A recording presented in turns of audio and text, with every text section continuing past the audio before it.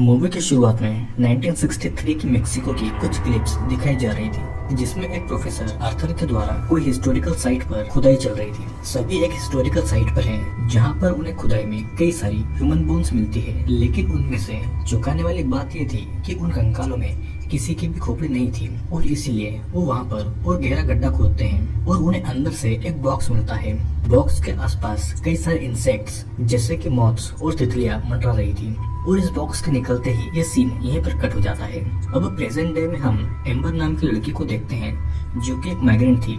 वो अपनी माँ के मरने के बाद में अमेरिका बिना डॉक्यूमेंट्स के आती है और वहाँ पर एक फैक्ट्री में काम करने लग गई थी।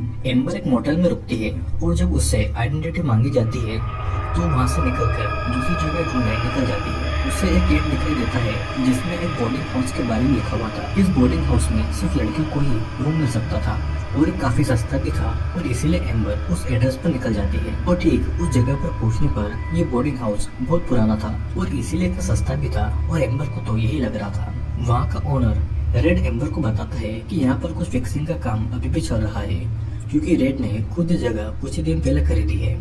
एम्बर नीचे से एक और लड़की को निकलता हुआ देखती है जिसका नाम फ्रेया था और एम्बर रेड से पूछती है कि यहाँ पर कितने लोग रहते हैं। रेड बताता है कि उसको और फ्रेया को मिलाकर यहाँ पर सिर्फ 2 ही लोग हैं। एम्बर फिर रात यहीं बिताती है और दूसरे दिन जब वो अपने काम के लिए निकल रही थी तो उसके हाथों पर दरवाजे से राख लग जाती है। यहाँ पर एम्बर फ्रेया से टकराती है और उसे हेलो कहती है। वो ये भी बताती है कि रेड ने उसे कहा है कि यहाँ पर सिर्फ 2 ही लोग हैं और फ्रेया का ये कहना था कि रेड एक झूठा आदमी है। फिर ऊपर के फ्लोर से कोई मिस्टीरियस फिगर एम्बर को जाता हुआ देख रहा था और उसकी आंखें अंधेरे में भी एकदम चमक रही थी। यहाँ पर अपनी जॉब पर एम्बर का काम में मन नहीं लग रहा था और इसीलिए उसका बॉस उस पर चिल्ला रहा था। किन्जी नाम की एक लेडी उसकी फैक्ट्री की फ्रेंड थी और वो उसके नकली डॉक्यूमेंट्स बनवाने में उसकी मदद कर रही थी, लेकिन किन्जी का कहना था कि फेक आईडी बनवाने के लिए एजेंट ने अब $3000 मांगे हैं, जो कि बहुत बड़ा अमाउंट है। एम्बर को अगर ओहायो के डॉक्यूमेंट बनवाने हैं तो 1000 में काम हो जाएगा, लेकिन एम्बर को तो टेक्सास के ही डॉक्यूमेंट चाहिए थे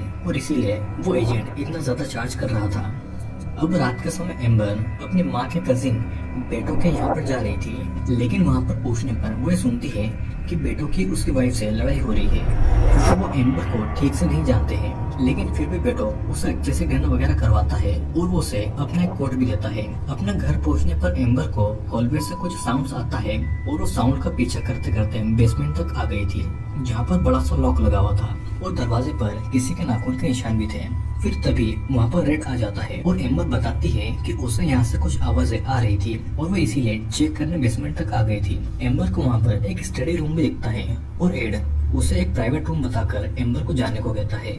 एम्बर ने रेड को यहाँ पर रहने के लिए कुछ पैसे डिपॉजिट करवाए थे और वो उसे वापस लेना चाहती थी अपने डॉक्यूमेंट्स बनवाने के लिए, लेकिन रेड ने उन पैसों को उड़ा दिया था। फिर रात के समय एम्बर को फ्रेया के रूम से उसके रोने की आवाज आती है और इसीलिए जब उसे चेक करने जाती है तो फ्रेया के रूम में कोई भी नहीं था और उसके दरवाजे पर भी राख मौजूद थी। एम्बर वहाँ से जा रही थी, लेकिन उसके रूम में एक डार्क फिगर था जिसे एम्बर नहीं देख पा रही थी। फिर एम्बर अपने रूम में जाके अपनी माँ को याद करती है और उसे सपने में एक कॉर्नर में एक बॉक्स दिखता है जिसमें से किसी के हाथ बाहर आ रहे थे, लेकिन असल में ये एक सपना था। एम्बर की फाइनेंशियल हालत ठीक नहीं थी और इसीलिए वो बाहर में किन्जी से मिलने जाती है, जहाँ पर वो अपने फेक आईडी के बारे में बात कर रही थी, क्योंकि उसे टेक्सास की आईडी की बहुत जरूरत थी और वो ये भी झूठ बोलती है कि उसकी माँ असल में टेक्सास में ही रहा करती थी। किन्जी एम्बर को ऑफर करती है कि वो उसके फेक आईडी के लिए उसे बाकी के पैसे दे देगी, लेकिन उसे पैसा आने पर उसे लौटाना होगा, जिससे खुश होकर एम्बर किन्जी को जो पैसे उसके पास थे वो उसे दे देती है। फिर एम्बर घर आती है, जहाँ पर उसे एक आदमी दरवाजे पर सिर पीटता और कुछ बड़बड़ाता हुआ दिखता है और डर के मारे वो चुपचाप से वहाँ से निकल जाती है, लेकिन उसके रूम के बाहर भी किसी के कदमों की आवाजें होती है और उसके रूम के बाहर भी कोई आदमी कुछ मंत्र पढ़ रहा था। वो राख को भी वहाँ पर लगाकर चला गया था और कुछ देर के बाद एम्बर नीचे आती है, जहाँ पर उसकी मुलाकात नई किराएदार पेट्रा और मारिया से होती है। अब रेड वहाँ पर आता है, जिससे एम्बर उस मिस्टीरियस आदमी के बारे में पूछती है और रेड का ही कहना था कि वो बस उसका भाई बेकर है। फिर बाद में एम्बर को रेड का स्टडी रूम खुला दिखता है और वो उसके अंदर घुस जाती है, जहाँ पर उसे कई सारे पुराने आर्टिफैक्ट्स मिलते हैं और मोथ और बटरफ्लाइज के प्रिजर्वेटिव भी वहाँ पर रखे हुए थे। वहाँ पर एक रिकॉर्डर भी था जिससे एम्बर हेडफोन्स लगाकर सुनने की कोशिश करती है और उस रिकॉर्डिंग में भी बेकर के वही मंत्र पढ़ने की आवाज आ रही थी और उसे पता लगता है कि ये मंत्र किसी लेडी को सेक्रीफाइस किए जाने पर पढ़े जाते हैं जिसके बदले में बच्चे की प्राप्ति होती है। वहाँ पर एम्बर को एक कपल की फोटो भी मिलती है जिसमें हस्बैंड का फेस पूरी तरह से डिस्ट्रॉयड था। उसे दूसरा फोटो भी मिलता है जिसमें वही प्रोफेसर आर्थर और उसकी वाइफ मेरी थी और उस बॉक्स का फोटो भी था। तभी अचानक से एम्बर से डर के मारे फ्रेम टूट जाती है। वो उसे फटाफट साफ कर रही थी कि कोई उसे पीछे से देख रहा था। फिर अगले दिन अपनी फैक्ट्री में एम्बर को पता लगता है कि किन्सी ने काम छोड़ दिया है। अब जबकि किन्सी ने एम्बर से पैसे लिए थे तो एम्बर अपने बॉस से उसका एड्रेस मांगती है, लेकिन परेशान होकर उसका बॉस उसे भी काम से निकाल देता है। फिर घर आकर एम्बर शावर लेती है और उसे ट्रेन से कुछ आवाजें आ रही थी। यहाँ पर कोई लेडी हेल्प मांग रही थी और पीछे से उसे फ्रेया की परछाई भी दिखती है। वो कर्टन को हटाती है और जैसे ही कर्टन को हटाती है फ्रेया की परछाई वहाँ से गायब हो गई थी। अब डर के मारे एम्बर फ्रेया के रूम में जाती है, लेकिन रेड से उसे पता लगता है कि फ्रेया तो कब से यहाँ से जा चुकी है और तभी रेड एम्बर से कहता है कि वो उसका डिपॉजिट वापस कर देगा, जिससे कि एम्बर को थोड़ा रिलैक्स फील होता है। अब रात के समय एक मॉथ बेसमेंट से निकलकर एम्बर के रूम में पहुंचता है जहां पर एम्बर अपनी मॉम के वॉइस मैसेजेस सुन रही थी और वो उस मॉथ को मार डालती है। लेकिन जल्दी ही वो मॉथ फिर से जिंदा होकर उड़ जाता है, जो कि एम्बर को बड़ा अजीब लगता है। एम्बर को अपनी मॉम भी दिखती है और असल में ये एक सपना था। अब यहाँ पर एम्बर के रूम का दरवाजा अपने आप खुलता है और जल्दी ही बाहर की लाइट्स भी चली गई थी। बाहर से किसी के रोने की आवाज आ रही थी और वो देखने जाती है कि बाहर किसी की परछाई थी और किसी के फुट स्टेप्स उसी की ओर आ रहे थे और उसके रूम में फिर कुछ पास्ट के विजन्स आने लगे थे। आर्थर की वाइफ मेरी किसी पर रिचुअल्स कर रही थी, लेकिन विक्टिम लड़की खुद को बचाने की पूरी कोशिश कर रही थी। फिर एम्बर आवाजों का पीछा करते करते बेसमेंट में जाती है जहाँ पर वो विक्टिम लड़की बैठी हुई थी और एम्बर से मदद मांग रही थी, लेकिन एम्बर के पीछे मेरी खड़ी हुई थी और तभी एक मॉन्स्टर जैसे हाथ उस विक्टिम लड़की को खींच कर ले जाते हैं। फिर डर के मारे एम्बर अपना सामान पैक करती है और बेटो को फोन करके यहाँ से जल्दी उसे ले जाने को कहती है, लेकिन बेटो टाउन में नहीं था और वो उसकी मदद नहीं कर पाता है। एम्बर उसे सच बताती है कि वो एक इलीगल इमिग्रेंट है और अमेरिका इलीगल तरीके से आई है। बेटो का कहना था कि उसने उससे भी झूठ बोला, लेकिन फिर भी जितनी जल्दी हो सके वो उसकी मदद करेगा। एम्बर फिर अपना डिपॉजिट अमाउंट लेने जाती है जहाँ पर रेड का भाई बेकर था और एम्बर उससे बिना पैसे लिए ही वहाँ से निकल जाती है। उस घर के बाहर बहुत ठंड थी और वो अपने लिए रहने के लिए कोई जगह ढूंढ रही थी। एम्बर एक रेस्टोरेंट में थी जहाँ पर फिर से एक डरावना सपना आता है कि वो एक ट्रेन में है और वही बॉक्स और उसकी माँ भी साथ में ही है। एम्बर उसी रेस्टोरेंट में से रेड को बुलाकर पैसा मांगती है, लेकिन रेड उसे अपने घर ही छोड़कर आया था। रेड अपनी बातों में फंसा के एम्बर को फिर से अपने घर ले गया था, ये कहकर कि उसने उसका पैसा उसके रूम में रखा है और रूम में आकर एम्बर को अपना डिपॉजिट कहीं नहीं मिलता। अब पीछे से रेड आकर एम्बर को ड्रिंक ऑफर करता है और एम्बर डरी थी और रेड अजीब अजीब बातें कर रहा था। वो बताता है कि कैसे उसके पिता को पुरानी चीजें कलेक्ट करने का बहुत शौक था और उसने उसकी माँ को भी मार डाला। पीछे से बेकर आकर एम्बर को जबरदस्ती अल्कोहल पिलाता है और रेड उसका फोन लेकर उसे रूम में ही लॉक कर गया था। अब रात के समय फ्रेया और मारिया उसके रूम में आती है और सभी को यहाँ पर कुछ अजीब महसूस हो रहा था और सभी को अपने सपनों में वही बॉक्स दिखता है। ये तीनों एम्बर के रूम में थे और उन्हें लग रहा था कि वो मिस्टीरियस बॉक्स नीचे बेसमेंट में है और फिर तभी सडनली एम्बर को सभी सेक्रीफाइस की गई लड़कियों की आत्माएं दिखती है। औरतों और पेट्रा और मारिया भी बेड से गायब हो गई थी। फिर एम्बर को उसकी माँ दिखाई देती है जो कि उसे हॉलवे में बुला रही थी, लेकिन असल में फिर से वो एक सपना देख रही थी। एम्बर की जब नींद खुलती है तो रेड और उसका भाई पेट्रिया और मारिया को खींचकर नीचे बेसमेंट में ले जा रहे थे। तभी यहाँ का दरवाजा लॉक होता है और नीचे बेटो आया हुआ था एम्बर को लेने के लिए। रेड उसे अंदर नहीं आने देता। वो कहता है कि एम्बर यहाँ से चली गई है, लेकिन बेटो को उसका कोट अंदर दिख जाता है और खिड़की तोड़ के एम्बर भी बेटो का ध्यान खींच लेती है, जिसे देखकर बेटो रेड को धक्का देकर अंदर आता है। वो एम्बर के रूम तक पहुंचता है, लेकिन रेड उसे तब तक मारता है जब तक कि वो अधमरा नहीं हो जाता। और अब एम्बर को प्रिपेयर किया जाना था सेक्रीफाइस करने के लिए। एम्बर को चेन से बांध दिया गया था और उसके सामने ही मारिया को सेक्रीफाइस के लिए ले गए थे। और मारिया के बाद अब एम्बर की बारी थी। बेकर के कहने पर रेड एम्बर की बॉडी पर राख को लगा देता है और एम्बर पूछती है कि उसके साथ अंदर क्या होने वाला है। रेड का यह कहना था कि उस बॉक्स के लिए लड़कियों को सेक्रीफाइस करने से बेकर ठीक रहता है।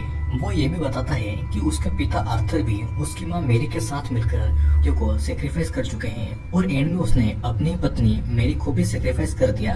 और उस बॉक्स के श्राप से बचने के लिए दोनों भाई भी अब लड़कियों को सेक्रीफाइस करते हैं। एम्बर रेड को मनाती है कि वो बेकर को ऐसे ही छोड़कर एम्बर के साथ भाग निकले, लेकिन रेड अपने भाई को धोखा नहीं दे सकता था। बेकर एम्बर को लेने आता है और वो उसे ज्यादा चटपटाने को मदद करता है क्योंकि मारिया ने भी उसके हाथ पर निशान लगा दिए थे और मारिया का सेक्रीफाइस करते ही ये निशान अपने आप भर जाते हैं। वो एम्बर को उठाकर बेसमेंट में ले जा रहा था और हॉलवे में मारी गई विक्टिम्स की आत्माएं खड़ी हुई थी। उस बेसमेंट के सेक्रीफाइस रूम में बहुत सारी कैंडल्स जली हुई थी और वहाँ पर एक टेबल थी जिस पर मारिया की लाश थी। मारिया की लाश को हटाकर एम्बर को लेटाया जाता है और उस बॉक्स को वो खोल देता है। उस बॉक्स से खुलते ही उसके अंदर एक अंधेरी इन्फाइनाइट टनल थी जो कि पूरी अंधेरे से भरी हुई थी, जिसके बाद में बेकर उसे वहीं पर छोड़कर चला जाता है।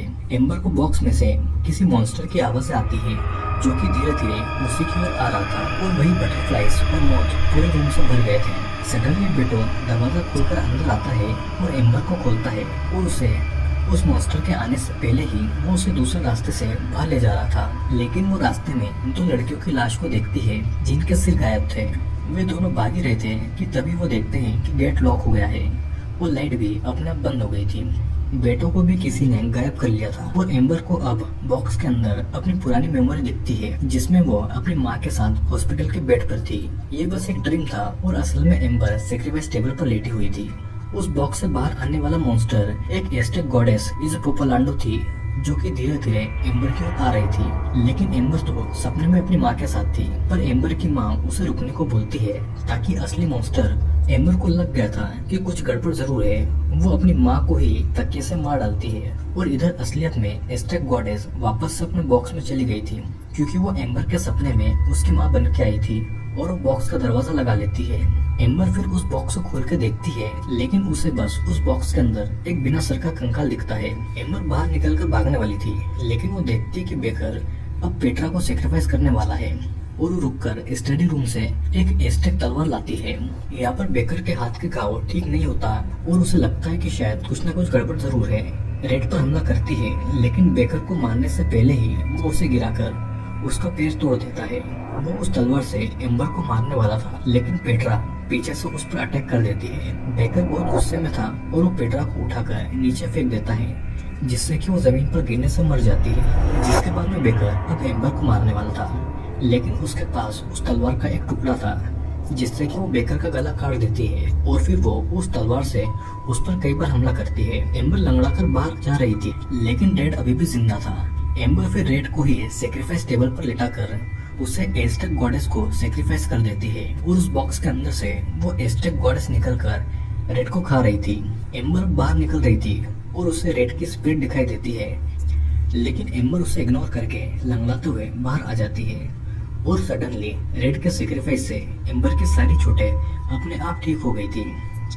जिसके बाद में हम देखते हैं कि एम्बर अब इसी घर में रुकने का सोच रही थी और इसी के साथ ये मूवी यहीं पर एंड हो जाती है। दोस्तों मूवी की स्टार्टिंग में ये दिखाया गया था कि आर्थर को एक बॉक्स मिलता है और साथ में कुछ हड्डियां जिसकी खोपड़ियां गायब थी और इसका मतलब ये था कि ये सेक्रीफाइस कई सालों से होता आ रहा है।